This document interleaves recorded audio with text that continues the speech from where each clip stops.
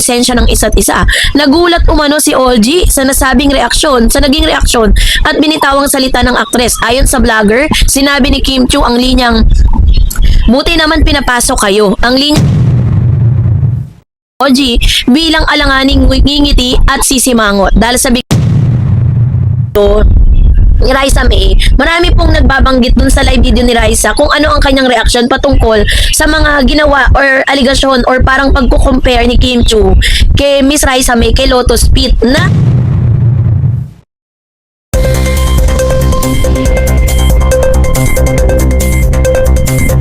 Raisa May Dizon and Bimbi Aquino Yap. Sa ganitong paraan ipinagtanggol ng ilang mga showbiz insiders patungkol sa natatanggap nitong bashing dito po sa isang host actress sa kabilang network. So yan ang ating pag-uusapan. Ang likas na tensyon sa pagitan ng tagapagbalita at ng bituin sa masalimuot na industriya ng showbiz sa Pilipinas. Ang ugnayan sa pagitan ng mga mamamahayag o showbiz insiders at ng mga artista ay may manipis na pader. Sa isang banda ay kailangan ng mga artista ang media upang mapanatili ang kanilang ningning at upang maabot ang mas malawak na madla. Sa kabilang banda naman, kailangan ng mga showbiz reporters at vloggers ang mga kwento, kontrobersya at personal na buhay ng mga bituin upang makabuo ng nilalaman na content na tatangkilikin ng publiko. Kapag ang ugnayang ito ay binuo ng profesionalismo ay nagkakaroon ng lamat dahil sa mga naunang spluk o pagbubunyag ang resulta ng isang malamig na gera o kaya naman ay ang mga hindi naasang engkwentro sa mga pasilyo ng mga stasyon at telebisyon. Ito mismo ang naging sentro ng talakayan sa pinakabagong episode ng online program ng Showbiz Updates noong June 28, 2026 kung saan ay ibinunyag ng veteranong talent manager at vlogger na si OG Diaz ang isang hindi kaaya-ayang karanasan sa kamay ng kapamilya star na si Kim Chiu. Matatandaan na trending at pinag-uusapan ngayon si Kim Chiu matapos nga na tawaging Lotus Pit, ito pong si Miss Raisa May. Ang dami pong mga nag-react na mga fans po ni Raisa na ginawa po siyang katatawanan sa isang noontime program. So ayon po sa ulat na pinamagatang OG Diaz, nakatikim ng katarayan ni Kim Chiu na inilathala ng pahayagang balita nitong June 29, 2026 ay mabilis na naging meet siya ng discussion sa iba't ibang social media platform. Sa gitna ng mga kinaharap na pagbabatikos ni Kim Chiu mula sa mga netizen at ukol sa kanyang magkahiwalay na hirit sa telebisyon, ang bagong pasabog na ito ay mula kay OG Diaz ay nagdagdag ng panibagong layer sa lumalaking usapin ukol sa kung paano nga ba humawak ng emosyon at pakikipagkapwa-tao ang tinaguriang Chinita Princess. Ayon po sa salaysay ni OG Diaz sa kanyang YouTube channel, ang insidente ay naganap noong gabi ng Grand Finals ng Tawag ng Tanghalan or TNT sa It's Showtime bilang isang malaking event ng network. Formal at engrande ang kasuotan ng lahat ng mga host at performers kung saan nakagown at formal na kasuotan ang mga nandoon. Ang tagpo at ang mga kasama sa kasalukuyan ay nasa hallway ng ABS-CBN. Si OG Diaz kasama ang kanyang asawa na si Georgette at ang kanyang anak na si Miracle. Nagtungo sila roon para sa isang simpleng personal na layunin ang bisitahin at batiin ang malapit nitong kaibigan at haligi ng It's Showtime na si Vice Ganda. Matapos ang kanilang masayang kwentuhan at chika sa loob ng dressing room ni Vice Ganda, lumabas na ang pamilya ni OG upang umuwi. Sa kanilang paglabas sa pasilyo, naabutan nila si Kim Chiu na kasalukuyang abala sa isang photoshoot o pictorial sa mismong hallway. Suot ang kanyang engranding gown para sa TNT Grand Finals. Ang maikling dialogong nag-iwan sa tanong inilad ni OG Diaz ang eksaktong sandali kung saan nagtagpo ang kanilang mga paningin. May isang metro ang nagkatinginan kami ni Kim Chiu, sabi niya. Sa akala ko magahay o syempre mayroon kaming konting misunderstanding Ngunit sa halip na isang normal na pagbati o kaya naman na isang simpleng pagtango bilang pagkilala sa presensya ng isa't isa. Nagulat umano si OG sa naging reaksyon at binitawang salita ng aktres. Ayon sa vlogger, sinabi ni Kim Chiu ang linyang, "Buti naman pinapasok kayo." Ang linyang ito ay binigkas umano ni Kim na may kasamang kakaibang ekspresyon ng muka. Isang reaksyon na inilarawan ni OG bilang alanganing ngingiti at sisimangot dahil sa biglang hirit na ito na tila ay tonong pagtatanong kung bakit binigyan ng permiso ang vlogger na makatapak pumalpak sa loob ng studio or dressing room area. Hindi napigilan ni OG na sumagot ng pabalik habang sila ay naglalakad. Bakit wala? Bakit? Bawal ba? Matapos ang maikling palitang ito ng salita, mabilis na pumasok si Kim Chiu sa kanyang sariling dressing room habang si OG at ang kanyang pamilya ay nagpatuloy sa paglalakad palabas ng gusali. So ano nga bang naging reaksyon ng pamilya sa pagsususuri ng intensyong ito? Ito pong insidenteng ito ay hindi lamang nag-iwan ng tanong kay OG kundi maging sa kanilang asawa na si Georgette na nakasaksi sa buong pangyayari. Ayon kay OG, nang makalayo na sila ng kaunti, tahasang nagtanong ang kanyang misis kung bakit ganon ang naging trato ng aktres sa kanya. So nung paglampas namin, nagtaka si misis, bakit ganon sinabi ni Kim Chiu sa'yo? Pwede naman kayong akong deadmahin, bakit nagdialog ng buti kung pinapasok kayo? Lahat ni OG. Ang puntong itinaas ng asawa ni OG, isang mahalagang aspeto ng pagsusuri sa etika ng isang showbiz sa industriya. Kung ang dalawang personalidad ay may hindi pagkakaunawaan o malamig ang relasyon sa isa't isa, ang pinaka-professional at ligtas na hakbang ay ang tinatawag na deadmahan o hindi pansinin ang bawat isa, 'di ba? Or polite ignoring. Sa pamamagitan ng pagdededma, may iwasan ng anumang tensyon o awkwardness na maaaring pagmula ng chismis o gulo. Sa kaso kasi ni Kim Chiu, ang pagpili na magsalita at magtanong ng buti pinapasok kayo ay nakita ni OG at ang kanyang pamilya bilang isang hindi kinakailangang katarayan o pasaring na nagpapakita ng kawalan ng kontrol sa emosyon. So upang maunawaan natin kung bakit may ganitong uri ng tensyon sa pagitan ni na OG at Kim, mahalagang balikan ang kasaysayan ng kanilang propesyon sa ugnayan. Ayon sa ibang showbiz reports, ang mga nakaraang payag, mayroon pong naunang hidwaan o konting misunderstanding ang dalawa. Ang hidwaang ito ay naugat umano ng ibunyag ni OG sa isang nakaraang vlogs na tinanggihan ni Kim Chiu ang imbitasyon sa kanyang production na maging bisita o ma-interview para sa kanyang online show. Para sa kampo ni Kim, ang paglabas ng ganitong impormasyon sa publiko ay tila naging negatibo ang dating at nagdulot ng hindi magandang impresyon ng mga tao na naging dahilan upang magtagpo at magalit ang aktres kay OG Diaz. So doon po nagsimula yung kanilang hidwaan. Pero dahil po dito, i-relate ngayon ito doon po sa kaso or doon sa issue na meron naman po kay Raisa May. Kasi sa isang live video ni Raisa May, marami pong nagbabanggit dun sa live video ni Raisa kung ano ang kanyang reaction patungkol sa mga ginawa or aligasyon or parang pagko-compare ni Kim Chiu kay Miss Raisa May kay Lotus Pit, na ito pong si Raisa, imbis na mag-react siya, minabuti niyang mas tumahimik at huwag pansinin. Kasi kumbaga si Raisa May, sanay na siya sa ganyang pambabatikos Sanay na siya sa mga panlalait. Ginamit niya nga po yung mga panlalait na yan para po talagang ipakita doon po sa mga nanlalait sa kanya na eto na siya, nagtagumpay na doon sa field na meron siya. Pinilit niya yung sarili niya na talagang umangat, kahit despite the fact na may mga taong nanliliit sa kanya at nangahamak. So pinakita dito ni Miss Raisa na talagang mas edukada at mas meron po siyang tinatawag na pagiging yung pagiging classy sa pagharap ng mga ganitong issue. Sa issue naman po ni OG Diaz at saka ni Miss Kim Chiu, sinasabi nila rito na nakikisaw-saw daw si OG doon sa issue para mapag-usapan. Well, dahil nabanggit din kasi ni OG Diaz yung issue naman na patungkol kay Raisa May kung paano siya pukulin at paano siya i-bash ng mga tao dahil sa ginawa niya kay Raisa. Ngayon, dahil dyan, mas nagiging trending po ngayon ang Itbulaga. Ang dami pong nag-aabang. So ngayon, natitrigger ngayon tong ibang network, yung kabilang network na mas pag-igihin pa yung kanilang programa dahil ang dami pong mga tension at issues na nababalot doon dahil sa ginawa at panlalait na ginawa ng isang host. Kaya naman isa sa mga netisigaw ng netizen, tanggalin daw itong si Kim Chiu doon sa naturang show. So kayo po, makatarungan ba ang pagtanggal kay Kim Chiu sa mga pagkakataong ito? Yan ang ating pong yan po ang i-comment sa comment section. Ayun, ang love team ay hindi para sa lahat. Bimbi at saka itong si Raisa May nabigyan ng mas marami pang exposure. Nito pong team maybe na talagang itina-target nila na magkaroon sila ng sarili nilang segment, sarili nila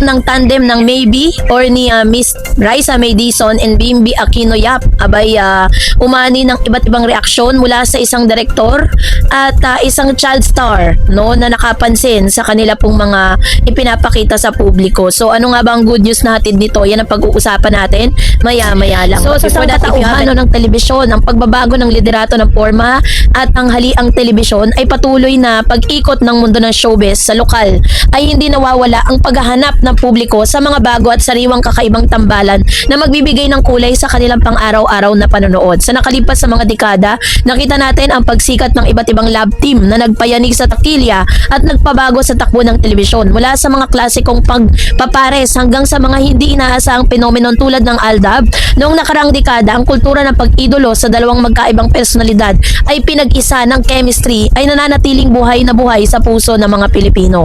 Ngayon taon, isang bagong tambalan ang unti-unting kumukuha ng atensyon ng mga netizen at mga masusugid na taga-subaybay ng telebisyon. Ito'y walang iba kundi ang tambalang Maybe na binubuo ni Raisa May Dizon at Bimby Aquino. Ang hindi inaasahang pagtatagpo ng kanilang mga mundo sa programang Eat Bulaga ay nagdulot ng matinding ingay sa social media at maging sa mga haligi ng industriya. Nagsimula na rin magbigay ng kani-kanila mga kuro-kuro at pagsusuri sa potensyal ng dalawang kabataan. At isa sa pinakamahalagang boses na nagpahayag sa kanyang saloobin kamakailan ay ang kasalukuyang direktor na si Eat Bulaga na si Ice Isguera or Ice Higuera. Bilang isang dating child star na lumaki sa industriya nang ngayon ay isang ganap na respetadong direktor, malaki ang timbang ng bawat salita at obserbasyon ni Direk Ice pagdating sa kung anong epektibo at kung ano ang may X factor sa telebisyon. So si Direk Ice Higuera po bilang timo ng Eat Bulaga, bago natin hihirayin or himayin ang mismong detalye ng kilig at chemistry ng Maybe, mahalagang tignan ang perspektibo ni Ice. Sabi niya bilang direktor na mas nakilala bilang kabataan bilang Ice Higuera ay hindi bago sa kapaligiran ng Eat Bulaga.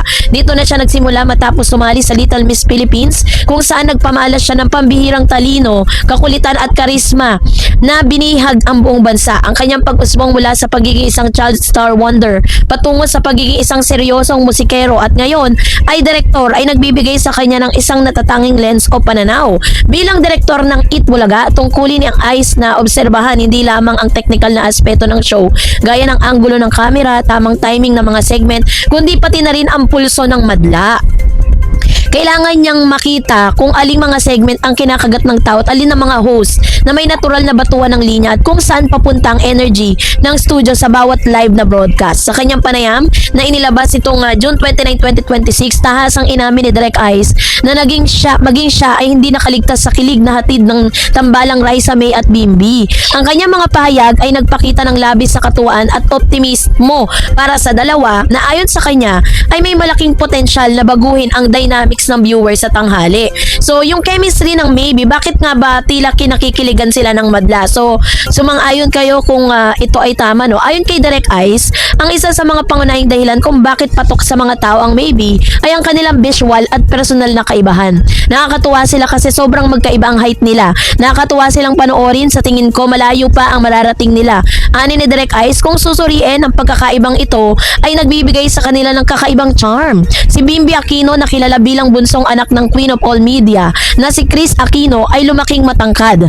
May formal at tila konyo o artistahin na dating, ngunit may likas sa pagiging magalang at mapagkumbaba. No? Isa sa mga dahilan kung bakit talagang minahal si Bimby kasi kung paano niya inalagaan, sinamahan yung nanay niya, 'di ba? Parang inuna niya muna yung welfare ng kanyang ina bago siya sumabak sa showbiz, bago niya unahin yung sarili niyang kaligayahan. That's the reason why marami po mga seniors na talagang nagmamahal dito kay Mr. Bimby, no?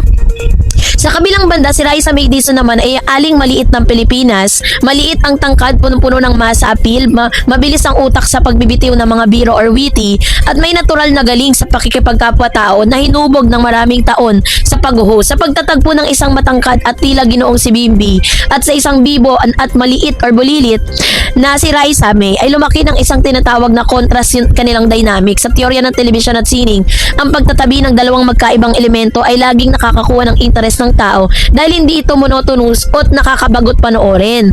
So, sinasabi nga nila na parang may pagkakahawig daw ito sa phenomenal Aldab dahil ang lakas ng reaksyon ng publiko, hindi na iwasang ihambing ang Maybe sa isa sa pinakamalaking love team sa kasaysayan ng telebisyon sa ng Pilipino, ang Aldab or Alden Richards at Maine Mendoza, na sumikat din sa bakuran ng Eat Bulaga noong taong 2015. Nang tanungin nga si Direk Ice kung maaari nga bang maging susunod na malaking bagay ang maybe tulad ng Aldab, positibo ang naging tugon ng direktor. Pwede naman daw talaga. Di ba sabi nga nila bagong Aldab, why not? Ang paghahalin tulad na ito ay may malalim na batayan. Ang Aldab ay nagsimula sa hindi inaasahang pagkakataon, kumbaga organic at hindi pinipwersa.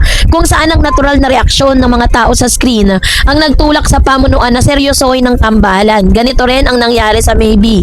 Ang kanilang interaksyon sa Itbulaga hindi produkto ng isang mahabang script o pilit na marketing strategy, kundi bunga ng isang kanilang natural na chemistry habang nag-host. Sa bilang direktor nga ay hayagang ang kagustuhan ni Ice na bigyan pa ng higit na exposure at suporta ang tambalang ito dahil nakikita nilang interest ng mga manonood para sa ibang programang tulad ng Itbulaga na patuloy na nakikipagbuno sa ratings at modernisasyon. Ang pagkakaroon ng isang organic lab team ay isang malaking biyaya. So dahil po dito, isang nakatutuwang bahagi ng panayam kay Direk Ice ay ang tanungin siya kung nakarelate ba siya sa karanasan ni Raisa May at Bimbi sa pagkakaroon ng lab team. Sa mga hindi nakakaalam na nakasaysayan ng showbiz, si Ice Guerra noon, siya ay bata at teenager pa. Sinubukan din ipares ilang nakakasabayang child star at teen star. Bagamat ang kanyang karera ay may nakatutok sa pagiging solo performer, sa huli ay sa kanyang husay sa pag-awit tulad ng hit song sa pagdating ng panahon. Pabirong sinagot ni Ice ang tanong na ito na may kasamang malakas na tawa. Sabi niya, yung love team part ng buhay ko, kinalimutan ko na. Tama na sa kanila yon. Ang love team ay hindi para sa lahat. Ang payag na ito ni Ice ay nakapagpakita ng kanyang yung pagiging mature at pagtanggap sa kanyang sariling landas at industriya. So isang malawakang naging isa sa mga pinag-usapan ngayon na parang deserve daw di umano nitong si Bimbi at saka itong si Raisa May na bigyan ng mas marami pang exposure dito po sa Itbulaga. At the same time, marami na rin mga director and producer na nag-aay kasi even Chris Aquino can produce a project for Bimbi. Diba? Alam nyo naman yan. Diba? Alam naman natin na mayaman yan si Chris Aquino at pwede siyang maging producer ng magiging proyekto, first project together ni Bimbi at saka ni Raisa May. Pero according po sa mga source, na kailangan pa po nila talaga ng mas marami pang parang kailangan pa silang i-train for acting at the same time para po talagang mas maging epektibo kung ano man po yung ilalabas po nilang bagong project. So yun po yung isa sa mga parang pinupush ngayon nito pong Team Maybe na talagang itina-target nila na magkaroon sila ng sarili nilang segment, sarili nilang programa na mapapanood or project together. So yun po yung mga kaabang-abang patungkol sa kanilang dalawa. So excited na po ba kayo for that? Mag-comment kayo sa comment section. Sa halip na matakot, tumawa si Kim at umirit, ay, bakit si Raisa May? Binugbog sarado si Kim ng mga negatibong komento mula sa mga fans na nakitang bad jokes at naka-offend ang kanyang ginawa. Doon sa nababalitaan kong nang aapi sa'yo, don't mind them because success is the best revenge, payo ni Chris kay Raisa May.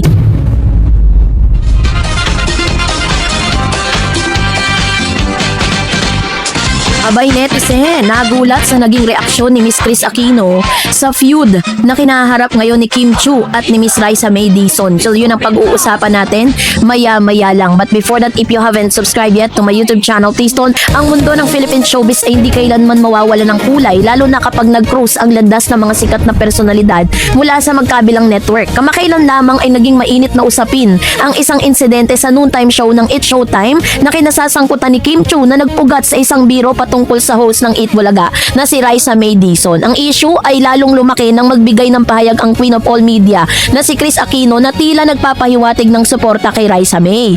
Ang buod ng insidente, ang kontrobersya ay nagsimula sa isang episode ng It's Showtime noong June 2026 sa isang comedy skit. Tinakot ni Kim Chiu ang Pinoy Big Brother Celebrity Collab Edition big winner na si Brent Manalo na sinasabing nasa likod niya si Lotus Pit. Si Lotus Pit ay nakakatakot na karakter mula sa sikat na horror movie na Feng Shui na pinagbidahan ni Chris Aquino. Nung lumingon si Kim, nakita niya ang co-host na si Jugs Jugweta na nakakostyum bilang Lotus Pit. Sa halip na matakot, tumawa si Kim at umirit, ay, bakit si Raisa May? Lalo pang pinalakas ang tawanan ng studio nang sumayaw si Jugs ng sikat na Cha-Cha Dabber Cuts dance step ni Raisa May. Ang biro ni Kim Chiu ay hindi pinalagpas ng mga taga-suporta ni Raisa May sa social media. Binugbog sarado si Kim ng mga negatibong komento mula sa mga fans na nakitang bad jokes at naka-offend ang kanyang ginawa. Ilan sa mga komento ng netizen na nagtatanggol kay Raisa May ay nagpapaalala sa konsepto ng decency o kagandahang asal. Si Kim Chu at Raisa May is a naturally beautiful by face, heart, and mind. She's fine young lady who made herself up as early as 7-year-old without mocking and putting others down. Basta sa classroom and decency. Sana alam mo yan. Yan ang ilan sa mga sinabi ng netizen. May mga netizen din na naghalungkat ng mga nakaraang issue ni Kim tulad ng kanyang controversial na pahayag noon tungkol sa mga pusa upang patunayan na may pattern daw ito sa pagbibitiw ng mga hindi pinag-iisipang salita sa national TV. Hanggang sa isinulat ang mga ulat, walang opisyal na pahayag na reaksyon si Kim tungkol sa isyong ito. Pero lalo pang uminit ang issue ng masurpresang pagbisita ni Chris Aquino sa studio ng Eat Bulaga noong Huwebes ng June 25 upang suportahan ang kanyang anak na si Bimbi.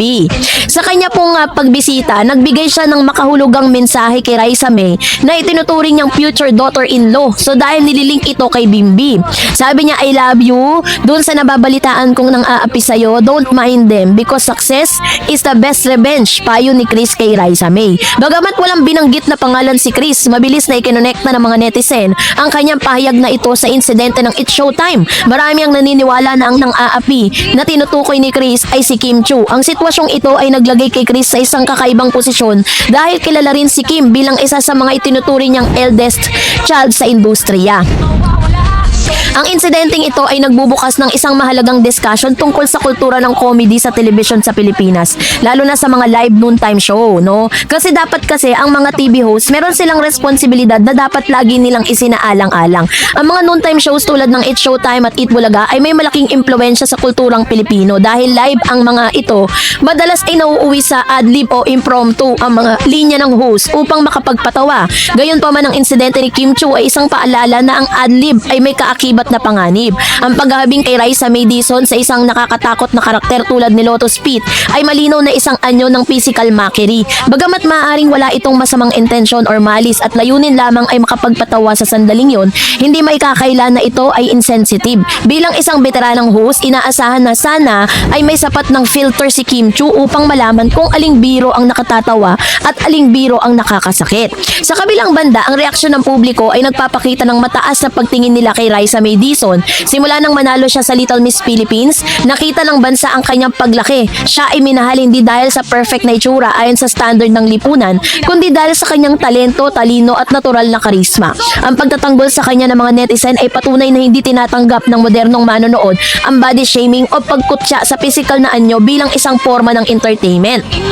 So ano naman ba ang naging papel ni Chris Aquino bilang ina ng reyna ng intriga? Sa pagpasok ni Chris Aquino sa eksena ay nagdagdag ng drama ang sitwasyon. Ang kanyang payag na that success is the best revenge ay isang classic Chris Aquino line, palaban at may laman. Ngunit ito ba ay nakatulong upang pakalmahin ang sitwasyon o lalo lamang itong ginatungan ang network war at fan war? Dahil parehong malapit kay Chris sina Kim at Raisa, ang kanyang payag ay tila nagpapakita ng kanyang likas sa pagiging protektibong ina dahil nililing si Raisa kay Bimbi. Ngunit bilang isang queen of all media, alam din ni Chris na ang bawat salitang bibitawan niya ay magiging headline, no? At sa huli ang kanyang pagbisita sa Eat Bulaga ay naging isang masterclass na paggawa ng balita.